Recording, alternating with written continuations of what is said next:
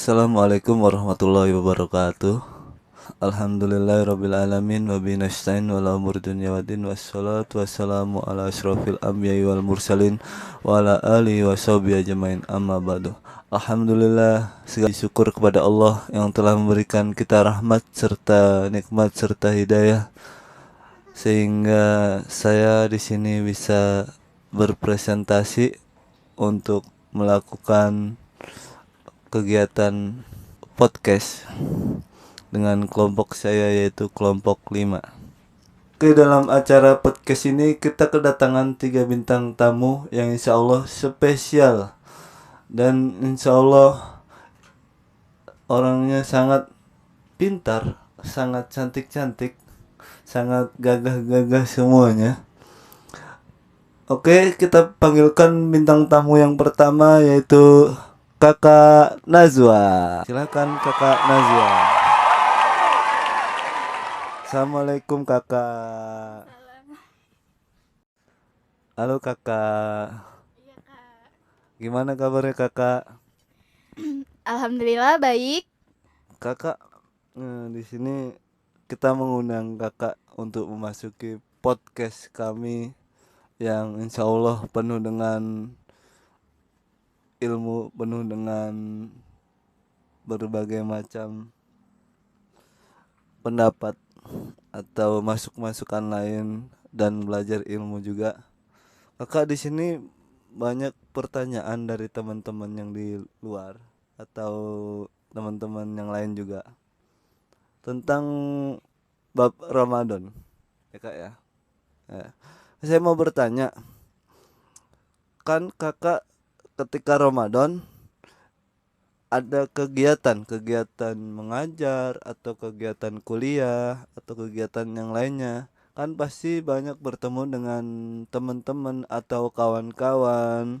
Nah, kan kawan-kawan Kakak banyak yang kadang nyebelin, kadang bikin jengkel. Nah, di situ Kakak kan pasti ada rasa kadang sedih, kadang gembira, kadang menangis. Nah, ketika Kakak menangis itu atau meluapkan amarah dengan marah, apakah itu membatalkan puasa atau cuma mengurangi pahala puasa, Kak? Mohon dijawab ya, Kak ya. Oke, baik. Saya di sini akan menjawab pertanyaan Kakak. Jadi, pentingnya kita ketahui dalam keterangan Nabi Muhammad SAW ada 2 jenis yang bisa memengaruhi pahala puasa kita. Yang pertama yaitu yang langsung menggugurkan nilai puasanya disebut dengan mubtilatus syiyam. Segala sesuatu yang membatalkan puasa kayak sengaja makan, sengaja minum, itu berhubungan seksual. Suami istri di siang hari batal. Berhubungan seksual tuh di suami istri. Kalau siang-siang batal tuh. Wudu misalnya kumur-kumurnya pakai sirup. Terus ditelen, ya batal.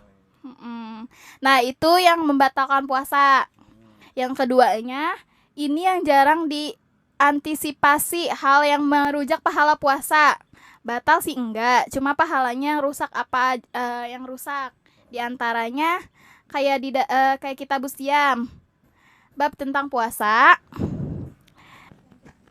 Nabi Muhammad SAW mengatakan, jangan berkata-kata kotor, puasa itu perisai dari hal-hal yang tidak baik.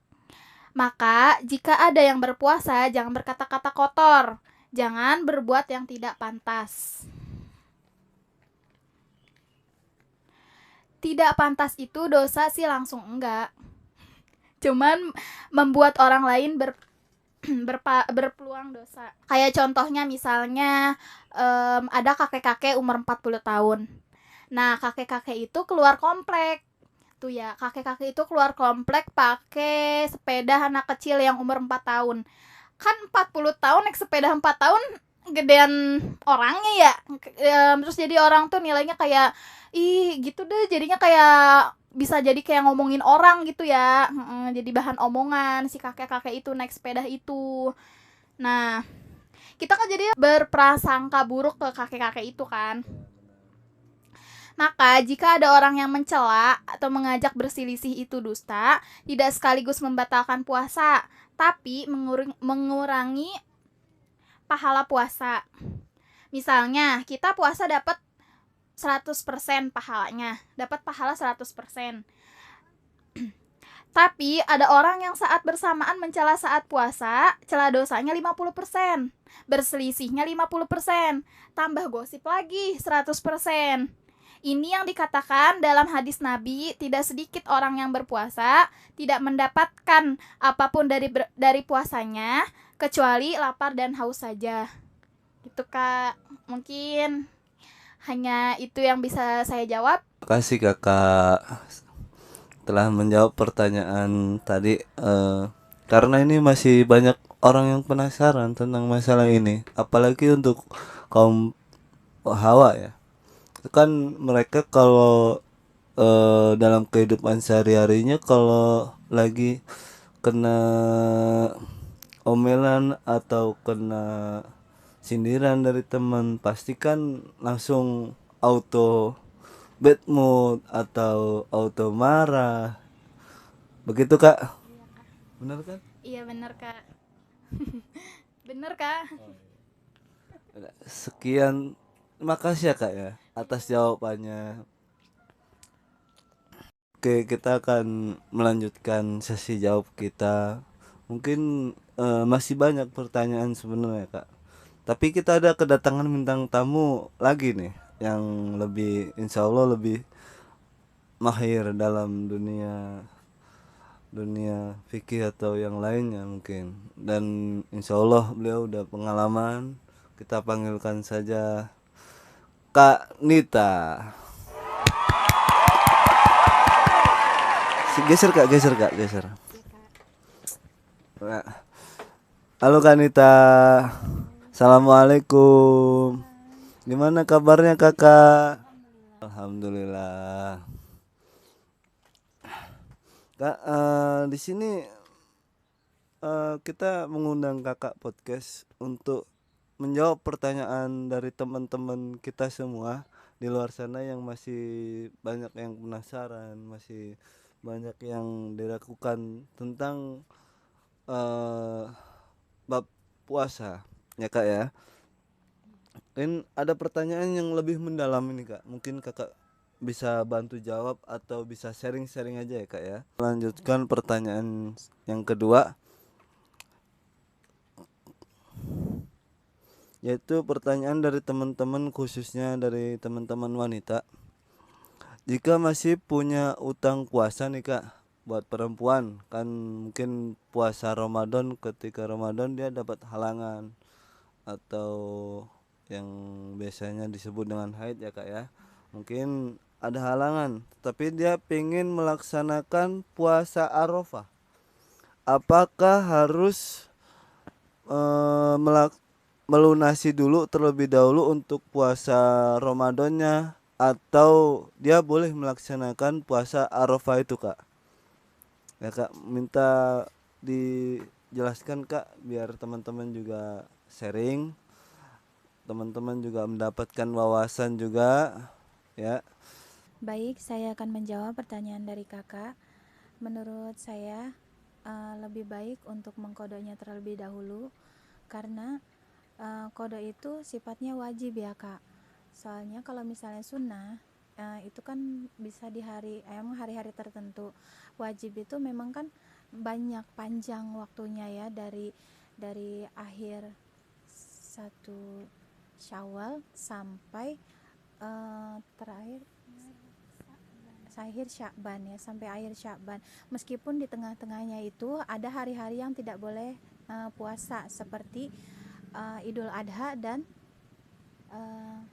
hari tasyrik ya. Seperti Idul Adha dan hari tasyrik itu tidak boleh puasa. Para ulama juga mengatakan bahwa mengkodok itu lebih wajib ya, diwajibkan kodok dahulu daripada sunnah. Ada yang juga mengatakan itu. Dan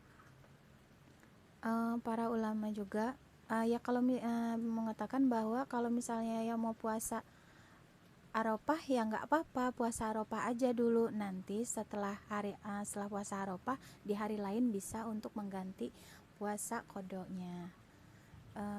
Ada juga Quran Luqman surah ayat 39 juga yang artinya, dan tidak ada seorang pun yang dapat mengetahui dengan pasti dengan akan diusahakannya besok, dan tidak ada seorang pun yang dapat mengetahui di mana bumi mereka akan mati. Sesungguhnya Allah Maha mengetahui lagi Maha mengenal. Jadi menurut saya sebaiknya membayar kodoknya terlebih dahulu aja ya daripada sunnah gitu kan. Oke, teman-teman, terima kasih semua sudah menjawab pertanyaan host yang telah memberikan pertanyaan dari teman-teman semua. Oke, kita akan melanjutkan pertanyaan ketiga. Tapi sebelum kita lanjutkan pertanyaan ketiga, kita ada satu bintang tamu lagi nih, Kak. Ya, kita panggilkan Kakak Hovifa. Silakan, Kak. Assalamualaikum, Kakak. Halo, Kak. Selamat bergabung di podcast kami. Alhamdulillah baik. Terima kasih Kakak sudah bergabung bersama kami. Kakak, kita akan melakukan sesi jawab pertanyaan yang terakhir, yaitu dari teman-teman kita semua.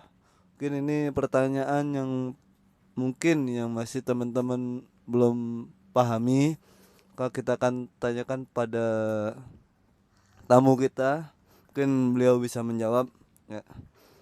Pertanyaan yang terakhir ini mungkin dari teman-teman semua. Pertanyaannya, kan ketika puasa nih Kak, banyak orang yang lupa makan atau lupa minum gitu kan, nggak secara tidak sengaja, apalagi ketika hari pertama tuh Kak, biasanya orang-orang sering banget tiba-tiba ngambil jeruk dikupas habis itu dimakan gitu kan Kak. Nah ini Kak, apakah ada hadisnya Kak untuk melanjutkan atau puasanya itu batal gitu Kak? Semoga Kakak bisa menjawab, karena teman-teman di luar masih banyak yang belum tahu dan mungkin perlu untuk dijelaskan ya Kak ya. Sebelum saya menjelaskan tentang hadis seseorang yang lupa ketika berpuasa dia makan, minum ya. Bagi orang yang sedang berpuasa dia di siang hari atau di pagi hari jam 10 ya. Dia habis sahur, tidur sampai jam 10, bangun-bangun langsung makan, buka kulkas makan, minum. Nah, itu biasanya ya seperti yang kakak katakan tadi, itu di hari pertama bulan Ramadan biasanya, karena kan hari-hari sebelumnya itu dia terbiasa tidak puasa, apalagi bangun tidur orang biasanya langsung minum seperti itu ya. Jadi ada hadis Nabi yang mengatakan dalam kitabus Siam ya, kitabus Siam, hadis riwayat Bukhari yang berbunyi, "Idza nasiya ahadukum fa akala wa syaraba falyutimma shaumahu fa innama at'amahullahu wasaqahu." Nah, yang artinya itu barang siapa seseorang yang lupa ia sedang berpuasa lalu ia makan dan minum, maka apa? Maka sempurnakanlah puasa tersebut. Karena apa? Karena makanan dan minuman tersebut itu siapa yang memberikan? Allah yang memberikan. Jadi kalau memang dia benar-benar lupa akan puasanya, itu Allah memerintahkan untuk disempurnakan puasa tersebut seperti itu. Jadi lanjutkanlah, asal makannya jangan berpura-pura lupa. Dia udah makan sepiring, udah minum segelas, padahal dia pura-pura lupa kalau dia sedang berpuasa. Nah, itu batal puasanya seperti itu. Jadi apabila memang dia benar-benar lupa akan puasa tersebut dan dia makan dan minum, nah itu makanan dan minuman itu Allah yang memberikan kepadanya, itu merupakan rezeki ya, rezeki saat berpuasa seperti itu. Orang-orang berpuasa menahan lapar, haus, nah dia diberikan rezeki sama Allah seperti itu penjelasannya. Baik, cukup sekian ya pertanyaan atau jawaban yang saya jawab. Terima kasih. Terima kasih kakak sudah menjawab pertanyaan yang terakhir ini. Oke, mungkin nanti kalau teman-teman kurang paham silahkan DM beliau-beliau ini, insya Allah akan dijawab ya. Mungkin kita akan tutup sesi jawab kita ini. Sekian, terima kasih. Kami dari kelompok 5 mengucapkan sekali lagi terima kasih. Assalamualaikum warahmatullahi wabarakatuh.